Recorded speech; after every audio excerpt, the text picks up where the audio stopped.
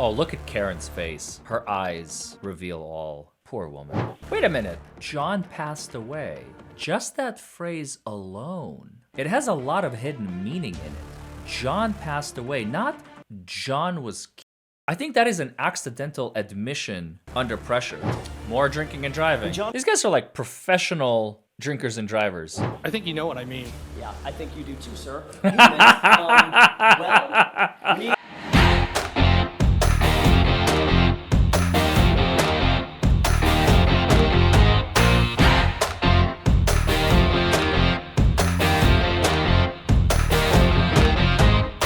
Well, hello everybody, and welcome back to Buckle Up, It's the Law. Today we are going to continue with the Brian Higgins series. ATF Special Agent Brian Higgins, in the previous episode, admitted to being romantically interested in Karen Read after trying to dodge the question multiple times. Alan Jackson finally scooped him up, snapped him up, bagged him up, and shipped him off. And now we're going to continue with part 3 of the cross-examination of Brian Higgins, the ATF Special Agent, in the first Karen Read trial in Massachusetts versus Karen Read in May 2024. Let's go.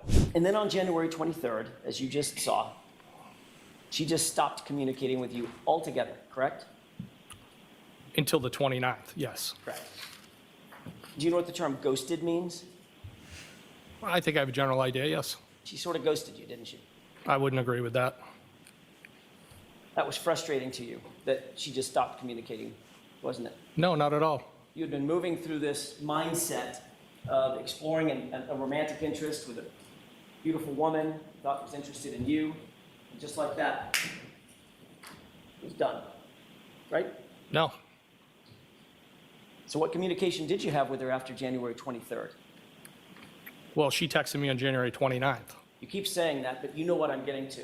January 29th was her informing you that a tragedy had occurred. John had died, right? I'm not talking about that, Mr. Higgins, so I don't want to keep playing games. All right, so that's what we talked about. No more of Sorry. that. After the 23rd, No more up side to comments. The 23rd, That's the best she'd part. been texting back and forth with you pretty regularly. We just saw it, correct? She also sent me a text with arrows saying the phone works both ways. And as of the 23rd, she stopped, didn't she? The texts were sporadic over those 9 days. I don't know if they would have stopped or they would have kept going. Well, they didn't keep going, did they? Well, John passed away. You know they didn't keep going because from the 23rd onto the 24th, the 25th, the 26th, the 27th, the 28th. Wait a minute.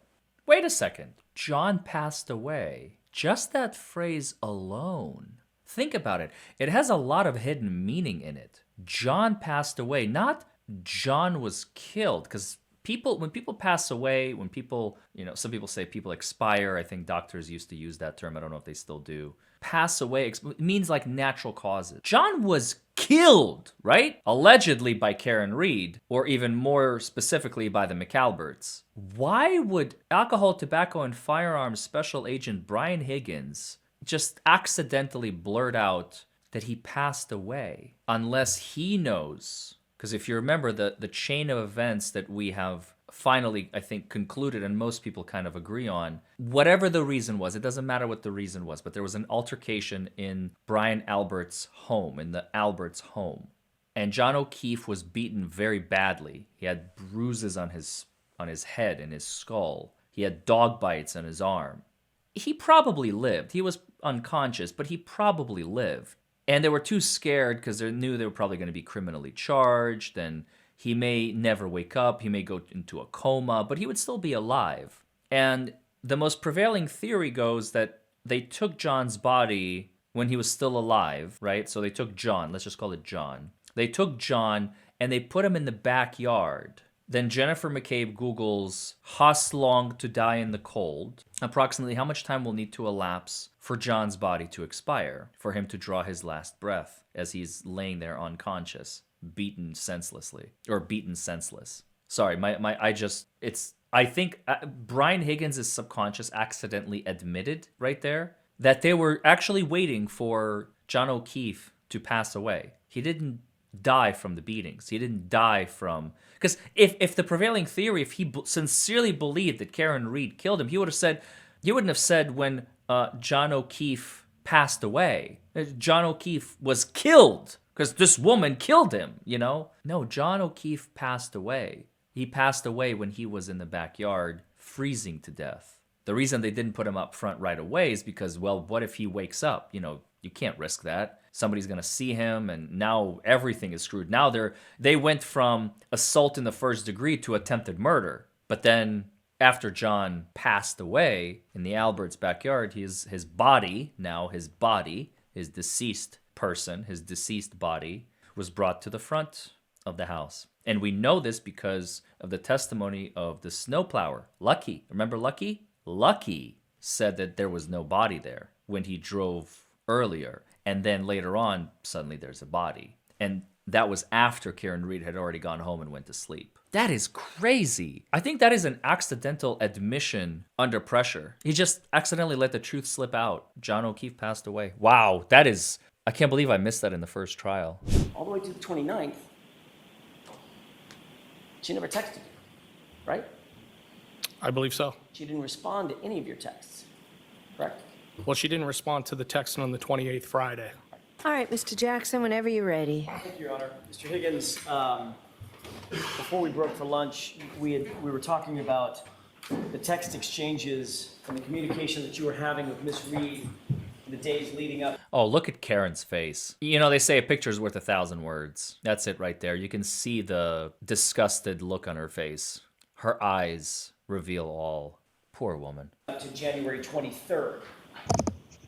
You recall that? Yes. It's fair to say that her text communications with you started to dwindle off in the days before the 23rd, correct? They lagged. As a matter of fact, you reached out to her in an effort to try to prompt the conversation to continue, did you not? I reached out to her, but I wouldn't say that's what it was about. Well, you texted her, stranger, didn't you? Not once, but twice. I believe so. Take a look, if you don't mind, at, this is a page from what you've just seen. So he needs the. I'm sorry. I was thinking that was right in front of you. May I approach? Please. Thank you. I have just a second.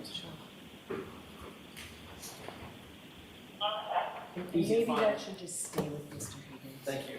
That's easy to find. It's literally the last page. With court's permission, may I publish? Yes. Does that look like a fair representation of what you're looking at, the last page of that series of texts? Yes. And at the very top, could you read what you write in the blue bubbles, starting at the top? Ha ha, stranger. And then what was the response from Miss Reed? Hey, I was at the Hilly all weekend. And what did you respond at that point? I have not heard from you. And by the way, if you look at the next date down, what's the date underneath I have not heard from you? The 23rd. So this would have preceded the 23rd, correct? Yes. Okay. Then on the 23rd, and by the way, after you texted, I have not heard from you, she did not respond, correct? She did not respond. Then on the 23rd, she did respond with phone works, correct? In the arrows, like both ways. Right. Yep. And then what did you text after that? I just said, thought you were all set. And how did she respond? She said, we're talking? No. That's all I have for that. Okay. Bring the lights back up. So clearly, with that last text, her response was, in response to you saying, thought we were all set, she said, with talking, no. Correct? Yep. Yes. Did that indicate to you that with flirting, yes, we're all done? No, I didn't read anything into it. Okay. But you did read where she said, with talking, no, correct? Yes. And then you responded, how?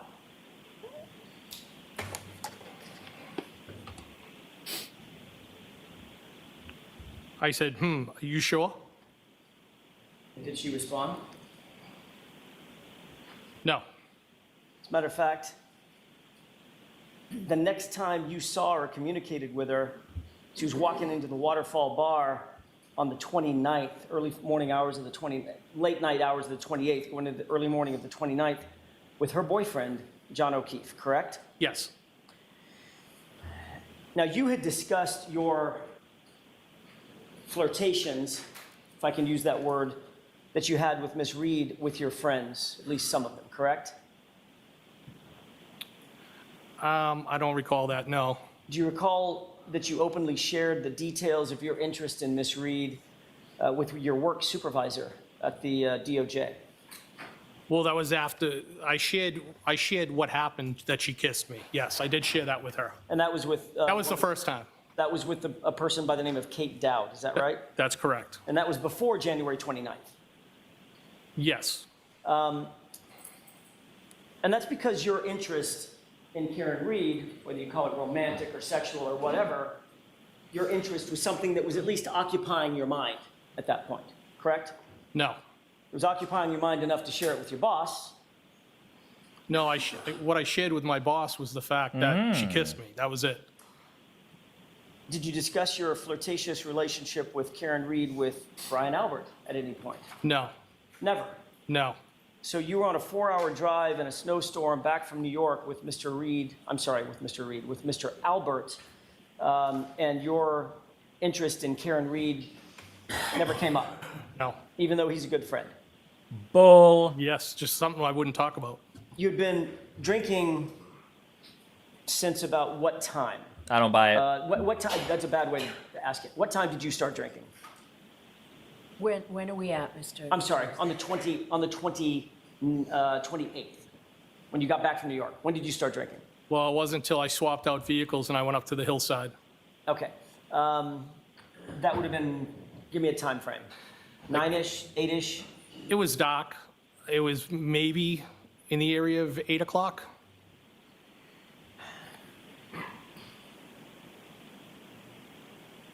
And what time do you think you got to Waterfall? I couldn't say. I don't. It was after the hillside. Did, before Brian Albert left Hillside, did he tell you that John O'Keefe had been invited over to meet them at the Waterfall? No. Was there any particular reason why you changed your mind and left the Hillside to go to the Waterfall? Well, I think, as I previously testified, that it was because I didn't always take them up on their offer, and I usually did the Irish exit, and I decided because of the weather and everything else, and it had been a long day, that I would go down there and join them. Didn't have anything to do with you knowing that Karen Reed might be at the Waterfall. It couldn't have, because I didn't know she or John O'Keefe would even be there. I didn't know who was going to be there other than Brian's wife. Do you have any text messages with Brian about going to the Waterfall? I don't recall. He told me about it at the hillside. And once he got to the Waterfall obviously before you did. He did, I think shortly before, yes. Any text communications between you and Brian Albert about who was at the Waterfall or who was expected to come to the Waterfall? No, not that I recall.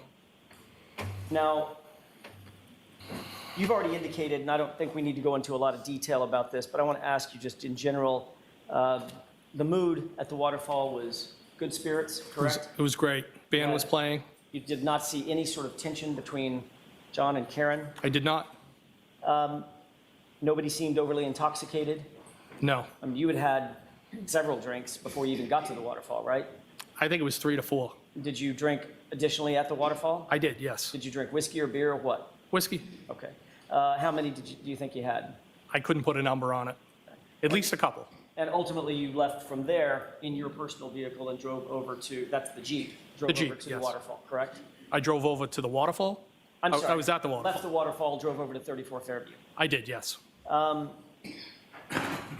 More drinking and driving. And John- These guys are like professional drinkers and drivers. Were you already there? Yes. He greeted you, you indicated, correct? Yes, I believe so. Karen walked in with him, Yes. but she did not greet you, did she? I think they kind of went like that in different directions. Right. Yes. Did she greet you? No. Right. So she walked over toward the corner of the bar, and John came over and greeted you, and then walked over and joined her, correct? Yes. Karen didn't stop what she was doing once she was over in the corner of the bar and come over and say hi to you. I didn't have any interaction with her that night, no. So safe to say that throughout that evening, once she was sidled up next to John O'Keefe or the friends that she was with, she never turned back around and came over and even acknowledged you, correct? That's correct. So she basically ignored you the entire evening. That's not how I interpret it, no. I didn't ask you how you interpreted it. I asked you what she did. Did she ignore you or did she pay attention to you? Objection. You can go ahead and answer that. Did she ignore you? No. So she paid attention to you. Came over and said hello, shook your hand, gave you a hug. Well, just because somebody didn't come over doesn't mean they ignored you. Did she do those three things? Hug? What was the other She thing? say hello, shake your hand, give you a hug? No, she did not. No, she didn't do any of those things, did she? No. So she ignored you. Exist. I think that's dramatic. No, I don't look at it that way. Did she ignore you or not? No, she did not ignore me. So what did she do to not ignore you? She was What's her interaction with you? Can I answer now? Sure. She, in my opinion, she was working the room, talking to people, saying hello, catching up. Right. The one person she didn't come over to talk to and say hello to and catch up with is you. Well, I don't know that I was the only person, but I was one of the people that she didn't say hello to, yes. Treated you sort of like a stranger. I don't feel that way, no. She actually positioned herself away from you at the other end of the table on the opposite side in the corner. Isn't that right? I don't know where she was all night, no. Did I that don't know. upset you that she ignored you or didn't pay attention to you? I did not feel ignored and didn't upset me at all. But it bothered you enough to send her a text, didn't it? No, it was a flirtatious text. It was just, that was it. It bothered you enough to send her a text that said, with 6 M's behind it, Okay. and, well, correct? Well, it wasn't like that. It was, well, that's it. Just, well, like well in the ground. I think you know what I mean. Yeah, I think you do too, sir. You meant, well, you need to pay attention to me. No, that's not correct. Well, why are you ignoring me? It's not correct. Just admit Well, it, man. Am I chopped liver? Objection. All right, that's sustained. Mr. Jackson, let's move on. Even Auntie Bev is laughing. Did you hear that? Did you hear that in her voice?